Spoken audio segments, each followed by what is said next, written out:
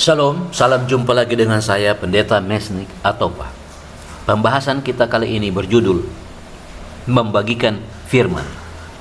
Diambil dari Pedoman Pendalaman Alkitab Sekolah Sabat Dewasa Triwulan 3 tahun 2020 dengan tema besar Menjalin Persahabatan untuk Allah, Sukacita Berbagi dalam Misinya, ditulis oleh Mark Finley. Sebelum kita melanjutkan pelajaran kita minggu ini, mari kita ulangi secara cepat pelajaran minggu lalu dengan tema kemungkinan yang tak terbatas. Di dalam 1 Tesalonika 1 ayat 4 firman Allah berkata, "Dan kami tahu, hai saudara-saudara yang dikasihi Allah, bahwa Ia telah memilih kami."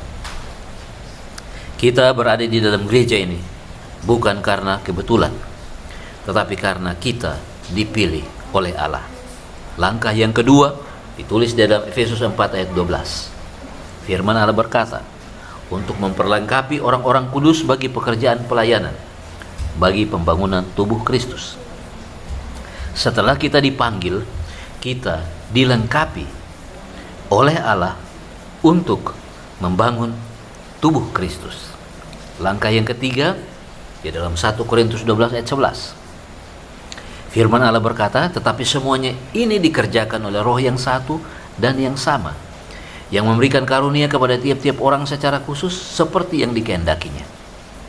Kita dipanggil oleh Allah, kita dilengkapi dari Roh yang sama, dari Roh yang satu, untuk menerima dan menjalankannya, membangun tubuh Kristus. 1 Korintus 12 ayat 18, tetapi Allah telah memberikan kepada anggota masing-masing secara khusus suatu tempat pada tubuh seperti yang dikehendakinya. Setelah kita dipilih, kita dilengkapi, kita diberikan dari satu roh, kemudian kita diletakkan di dalam tubuh Kristus. Ada 3 buku yang menulis tentang karunia rohani, dan yang pertama ditulis di dalam 1 Korintus 12 ayat 8 sampai 10. Yang pertama adalah karunia untuk berkata-kata dengan hikmat, memberikan iman, kuasa untuk mengadakan mujizat, karunia berkata-kata dengan pengetahuan, karunia untuk menyembuhkan, karunia untuk bernubuat, karunia untuk membedakan bermacam-macam roh, karunia untuk berkata-kata dengan bahasa roh, dan karunia untuk menafsirkan bahasa roh itu. Yang kedua tertulis di dalam Roma 12 ayat 6 sampai 8, yaitu jika untuk berbuat baiklah kita melakukannya sesuai dengan bagian iman kita, jika untuk menghibur baiklah ia memberi penghiburan, jika untuk melayani baiklah ia melayani, jika untuk memberi baiklah ia memberi dengan murah hati, jika dengan menunjukkan belas kasihan baiklah ia melakukannya dengan sukacita, jika untuk mengajar baiklah ia mengajar, jika untuk memimpin baiklah ia memimpin dengan kesungguhan. Dan yang ketiga tertulis di dalam Efesus 4 ayat 11, yaitu baik rasul-rasul, nabi-nabi, pemberita-pemberita Injil, gembala-gembala, dan pengajar-pengajar adalah pemberian Tuhan.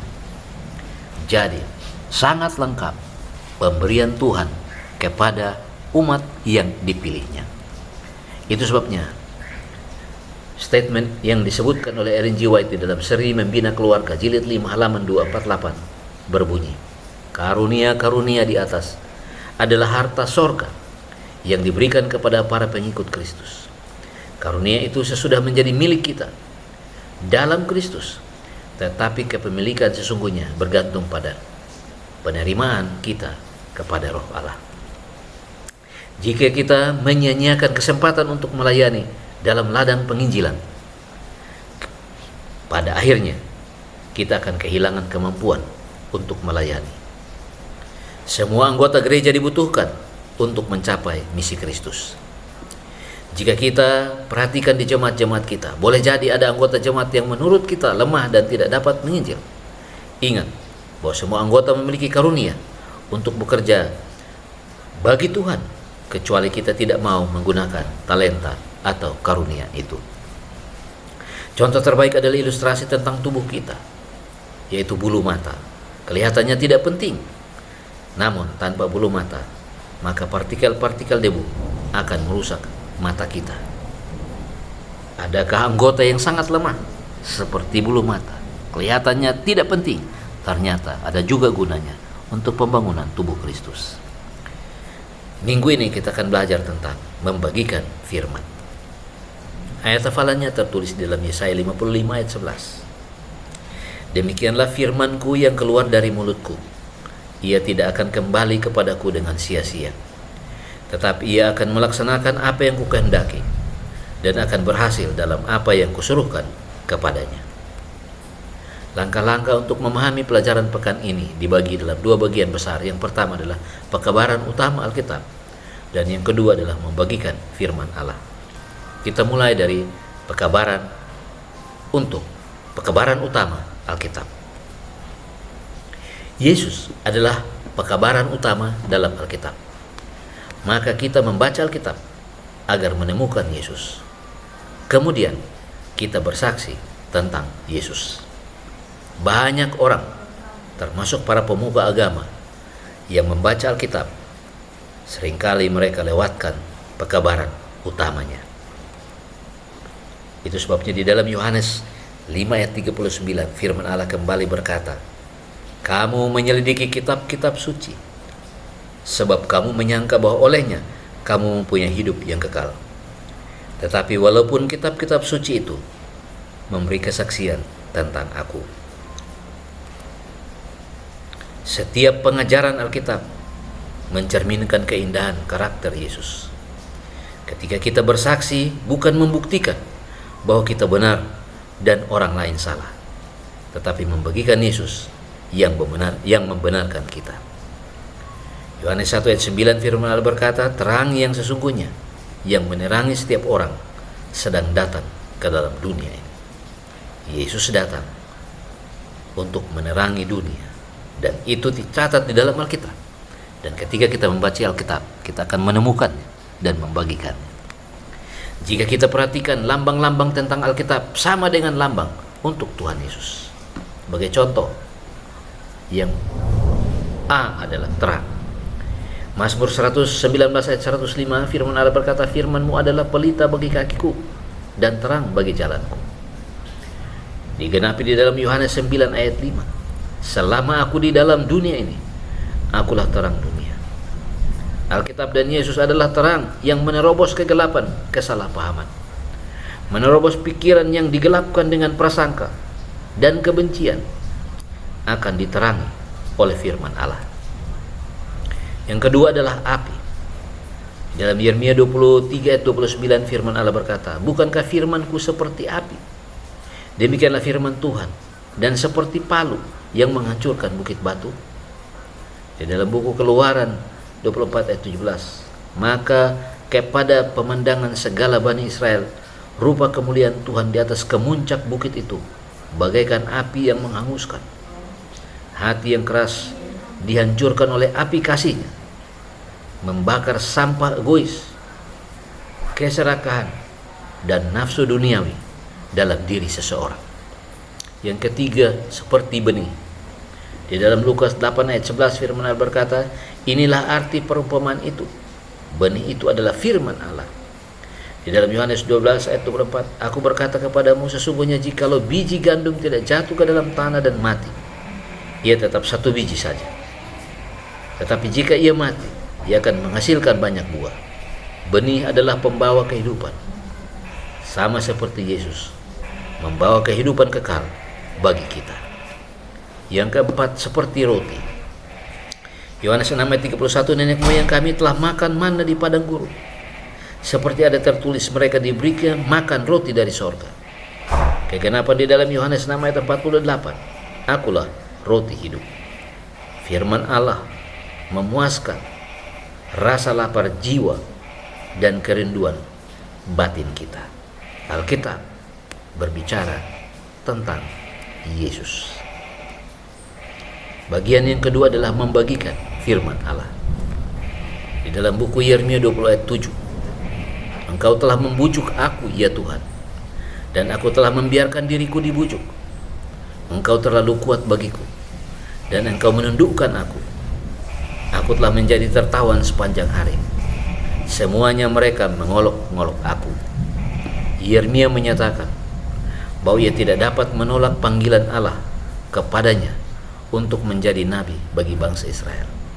Ia tidak dapat menolak ketika dipanggil Allah untuk bersaksi bagi bangsa Israel.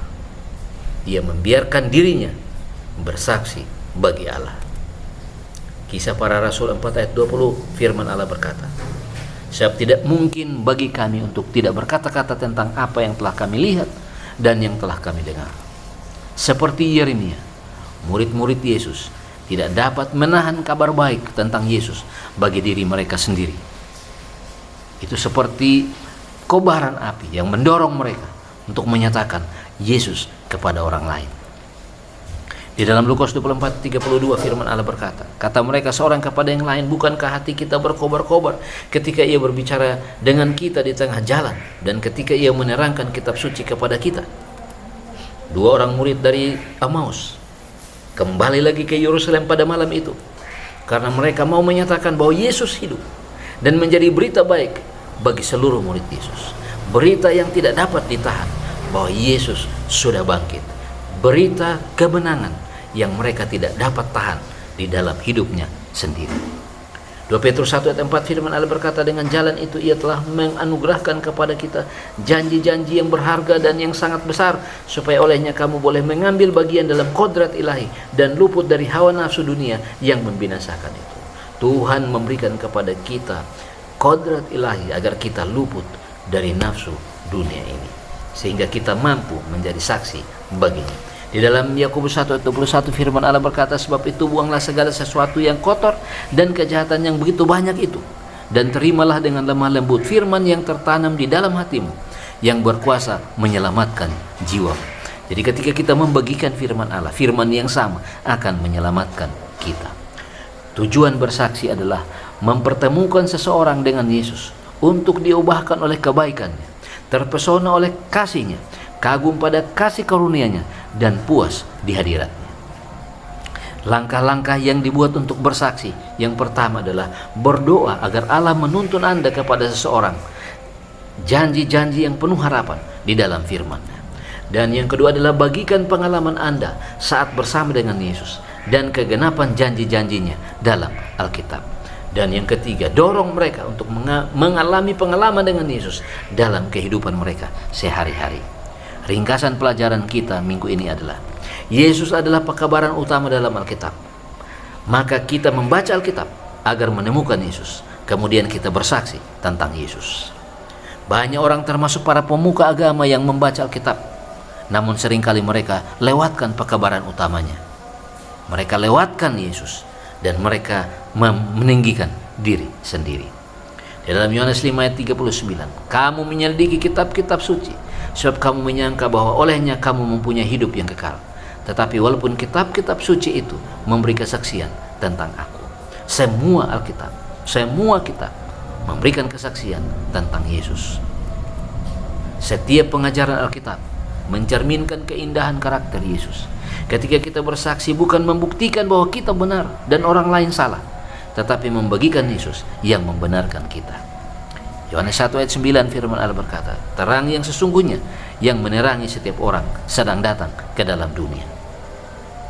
Yeremia mengatakan, engkau telah membujuk aku ya Tuhan, dan aku telah membiarkan diriku dibujuk. Engkau terlalu kuat bagiku, dan engkau menundukkan aku. Aku telah menjadi tertawan sepanjang hari. Semuanya mereka mengolok-olokkan aku. Yeremia menyatakan bahwa ia tidak dapat menolak panggilan Allah kepadanya untuk menjadi nabi bagi bangsa Israel. Yeremia tidak dapat menolak ketika ia diminta untuk menjadi saksi bagi Allah. Kisah Para Rasul 4 ayat 20, sebab tidak mungkin bagi kami untuk tidak berkata-kata tentang apa yang telah kami lihat dan yang telah kami dengar. Ini adalah pengalaman murid-murid bersama dengan Tuhan Yesus. Itu sebabnya seperti Yeremia, murid-murid Yesus tidak dapat menahan kabar baik tentang Yesus untuk diri mereka sendiri, tapi mereka mau membagikannya bagi orang lain agar mereka juga mendapatkan keselamatan. Di dalam Lukas 24 ayat 32, kata mereka seorang kepada yang lain, bukankah hati kita berkobar-kobar ketika ia berbicara dengan kita di tengah-tengah jalan dan ketika ia menerangkan kitab suci kepada kita? Dua orang murid dari Emmaus kembali lagi ke Yerusalem pada malam itu karena mereka mau menyatakan bahwa Yesus hidup dan menjadi berita baik bagi seluruh murid Yesus. Panggilan bagi kita yang tertulis dalam Yesaya 6 ayat 8. Siapakah yang akan kuutus? Dan siapakah yang mau pergi untuk aku? Maka sahutku, ini aku, utuslah aku. Mengapa kita mau diutus? Untuk apa kita diutus? Di dalam Matius 10 ayat 7, firman Allah berkata, pergilah dan beritakanlah kerajaan sorga sudah dekat. Kita tidak pergi tanpa tujuan. Tujuan kita adalah menyatakan bahwa kerajaan sorga sudah dekat. Kepada siapa kita nyatakan? Markus 16 ayat 15. Lalu ia berkata kepada mereka, pergilah ke seluruh dunia, beritakanlah Injil kepada segala makhluk. Tidak ada pilihan, tetapi pergilah ke seluruh dunia dan kepada semua makhluk. Paulus mengingatkan kepada Timotius di dalam 2 Timotius 4 ayat 2, beritakanlah firman, siap sedia, baik atau tidak baik waktunya. Nyatakanlah apa yang salah, tegurlah dan nasihatilah dengan segala kesabaran dan pengajaran. Saudara, dimanapun saudara berada, mari kita beritakan firman Tuhan. Mari kita beritakan Yesus. Mari kita beritakan pengalaman kita bersama dengan Yesus. Mari kita berdoa. Bapa di sorga, jadikan kami orang yang suka bersaksi. Sebelumnya kami mau baca Alkitab, kami mau menemukan Yesus yang sudah memanggil kami ke dalam gereja ini, dan kami mau juga untuk menyaksikannya bagi orang lain. Jawablah doa kami, utuslah kami kepada semua orang, dahului kami, sehingga ketika kami datang mereka boleh menerima kami. Terima kasih karena Tuhan mendengar menjawab doa kami, karena kami berdoa di dalam nama Yesus, Tuhan dan Juru Selamat kami. Amin. Sebagai informasi lanjutan hubungi Makaditi Pasti Mantap di Facebook, email atau pm@mail.com atau pasenior@yahoo.com atau pada telepon 081 373 309 119. Tuhan Yesus memberkati kita semua.